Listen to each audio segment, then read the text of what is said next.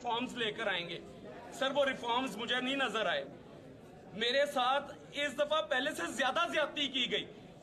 पहले वालों ने भी तशद्दुद किया, लेकिन इन्होंने जो मुझे माँ बहनों की गालियां निकाली हैं सर, मैं कहता हूँ मुझे मार देते वहां पर।